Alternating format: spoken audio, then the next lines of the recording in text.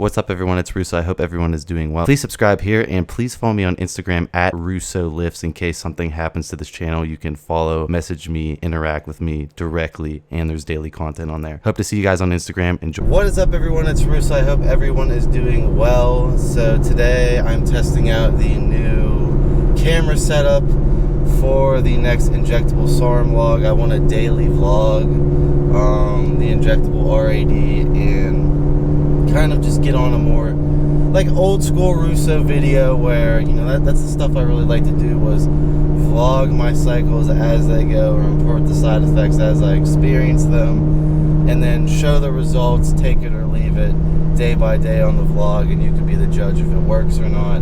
You know, those were my favorite videos to make, those were my favorite series to make. But, you know, my big ass camera is really annoying to do that with, so I wanted to try out this GoPro setup and see if you guys, you know, it's a little bit of a hidden quality, but I think more content is worth a little bit of cutting quality. I'm still shooting 2.7K and have professional audio, so you guys should be good. But I'm testing it out today, so tell me what you think of this setup.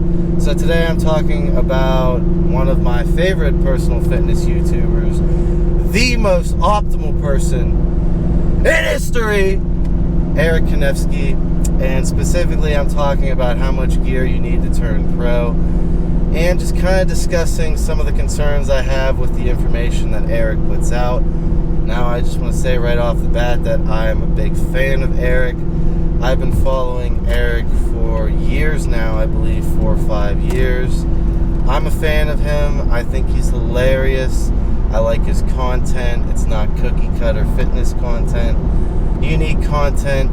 That being said, I think his cycles are ridiculous and they make no sense to me. So Eric is trying to turn pro in the NPC and open bodybuilding. He stayed away from talking about PDs for a while until kind of the cloud spear. Recently, the cloud spear has really changed, in my opinion. You know, I used to be one of the only people who was completely open and honest and was not afraid, because back then, like, if you were open, you weren't getting sponsorships, you weren't getting contracts, you weren't getting anything, and I was totally fine with that. I just wanted to be honest as fuck. But as things have changed, 2019, everyone's starting to be more open because they know that's a better clout move in the long-term game, to be honest with your audience completely. And you've seen people like Brandon Harding, who's claimed to be natural for the longest time, switch gears and start talking about his cycles too, which he's been called out on his information. But Eric also decided to be open with his cycles. Again, he said, you know, keep it natural, buddy. He had the shirts with the Capri Sun. I thought it was hilarious that he would poke fun at it. But he made that video discussing how much stuff he took and what he thinks it takes to turn pro. And recently I got back from Vegas. I was talking with Dr. Tony Huge and all the EA guys, Canadian Trevor, who has a biochem degree and is going for his PhD. So I was talking with them in Vegas and just discussing, like, what are these pros taking nowadays, how much does it take to turn pro, and going into different pro cycles that, you know, Tony has, you know, Tony goes around and asks the pros, like, hey, what are you doing to achieve this physique? And, you know, they're kind of open with him. So Eric thinks that you need grams of gear to turn pro. When I see those big gram cycles, and I get people who DM me who are a lot smaller than Eric, who are going down this road of extreme androgen abuse, it's just not the case in my opinion, and I'm going to say why that's dumb to do grams.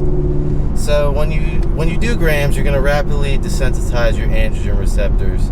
That's why I say when people who start off with these big cycles, it's dumb, because you only have so many androgen receptors. If you go and copy a pro bodybuilder cycle who's been cycling for years and has built up way more androgen receptors than a virgin natty who's never taken steroids, who's taken his first cycle and wants to copy a pro cycle, you know, none of that's really going to get saturated where you want it, and testosterone is not very selective at all. It's not like a SARM where it's going to target the skeletal muscle and bone. It's targeting everywhere, so it's targeting your intestines, it's targeting your prostate, and it's binding everywhere. So really, testosterone should be, in my opinion, utilized as a baseline hormone to keep normal hormonal function and to keep estrogen conversion constant and keep estrogen in normal range for muscle growth and libido purposes. I'm not a fan of blasting massive amounts of tests. I think there's better androgens that you can layer on top of the test that's gonna it's gonna cause way less side effects, and it's not gonna lead to a rapid conversion of estrogen to DHT and have stuff binding everywhere. So I give Eric 100% props for coming forward and talking about his cycle as open as he did. That takes balls. A lot of people just do not admit actually how much they take, you know. They'll say, oh, I take a little bit of test, but really when they're in their bathroom pinning, they are fucking loading syringes, balls to the wall, whatever it takes. Rich Piana. I really respect that Eric, he could have said he took half of what he took, but he did it. You know, he was completely honest, and I really like that about him, and I respect him. That being said, I don't think he needs to take nearly as much shit as he's taking to achieve the physique he currently has. And I also think the whole thing revolving around, he did this series around 300-pound bodybuilder, you know, his road to 300 pounds, where he vlogged his diet and he vlogged his training and everything. Again, great content. You know, it was like Rich Piana's bigger by the day. I get it, but the diet he utilized was not good for overall lipids, cholesterol, or anything like that. His diet was very much just to gain mass health on, you know, the back burner right there. It was kind of hard for me to watch because I would honestly like to see Eric post his blood work. He might have hit the genetic lottery and all these androgens don't really impact his blood work. I doubt it. I think his blood work's probably messed up, and I would like to help Eric if it is. But yeah, the whole thing he did as far as going up to 300 pounds, you can see when he starts his contest prep that he rapidly loses that weight, meaning it's just bloat, water retention, estrogen from whatever he's taking, and that is the number one problem when it comes to heart enlargement, heart pressure, and ruining your health as a bodybuilder. It's more the massive weight fluctuations that really take a toll on the body, and you can only really get away with doing those fluctuations for a while before something really gets messed up.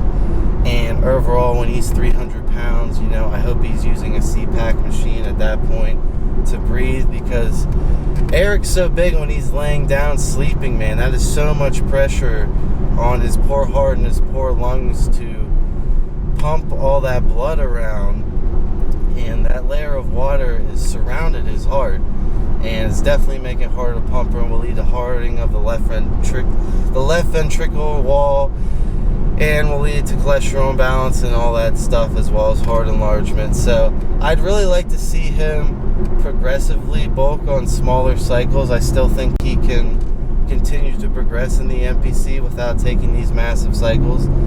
I can personally tell him I've seen pro cycles, and they're nowhere near your cycles. At least all the cycles I've seen, they are way less than you, as I almost get destroyed by a fucking truck. They are way less than what you are taking, and they are way less detrimental to your health. I am just looking out for you, man. I am not really bashing you. I'm just saying I don't really understand the need to take grams. But if you do continue to take grams and you think I'm wrong, and you think that this is what is needed to turn pro, and you want to continue your career in bodybuilding, where do you go next, man?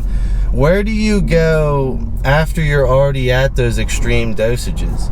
You know, that's why I like linear progress or short little tiny blast, and then back to linear progress, because You can always creep everything up as you progress in bodybuilding instead of starting out with these massive dosages. Where do you have to go? Let's say you make it to nationals. How much more crazy is your cycle going to get to compete? And let's say you turn pro. I can guarantee that dosing the cycle higher will not really do anything. So you got to think of AR sensitivity, man, and you have to think of longevity. Bodybuilding is a marathon, not a sprint, even enhanced bodybuilding, especially enhanced bodybuilding, because, you know, your health, man, it's not permanent. You know, you can't really take that to advantage of your youth. I'd much rather see you switch gears now, man, and really focus on a health conscious way of continue progressing your bodybuilding versus these insane blasts. And other people have said this in the past, but having just talked to Trevor and Tony and seeing what the pros are taking, I was watching your channel last night and I watched that video, and it just kind of put me at uneasy. Dude, you're like really funny, man. You don't need to be pushing all this gear. I think you could do acting, honestly. You're hilarious, and I don't really understand the need to bloat yourself up, put a ton of pressure on your heart, and ruin your cholesterol for nothing when you could just do it in a much proactive way. Again, that's my thoughts. You really don't need to use grams to blast. That's my thoughts, man. You really don't need to be using these massive cycles to turn pro. I can 100% see yourself continuing in bodybuilding and progressing much farther and much longer if you tone it down with the androgen abuse and focus on other aspects such as a cleaner diet, better training. In my opinion, I don't like the way you train. Again, it's good for pumping the gear and the drugs and the nutrients into your muscles, but I still think you should utilize other types of training besides fluff work training. In my opinion, I do the same type of training every once in a while. You do on steroids, but there are other ways to densify your muscles, harden your look with training that, at least the training I saw in your videos, you weren't doing. So, man, I hope you do watch this. I hope you're not mad, man. I have really no hate. I just don't understand the need to use that much shit. Hope all is well, and if you're new here, I will see you guys in my next one. Quit making sparks if you can't